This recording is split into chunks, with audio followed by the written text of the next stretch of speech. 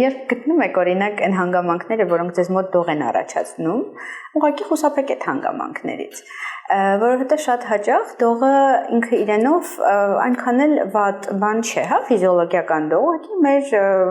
ֆիզիոլոգիական շարժումների մեջ կարելի է ընդգրկել, հա, այս շարժումները, բայց էլի հետաքրքիր բան կա դողի հետ կապված, որ փսիխոգեն դող կա, որ էլի շատ նյարդաբանների համար այնքան էլ դժվար չէ տարբերակելը փսիխոգեն կամ հին խոսքով հիստերիկ դողը,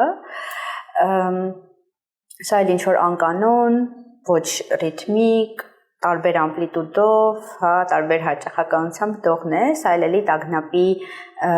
հետևանք է կամ վախի հետևանք է կամ այլ հոգեկան առողջության խնդրի հետևանք հանդիսացող խնդիր է, սա էլ լուծվում արդեն հիմնական խնդիրը կոմպենսացնելով,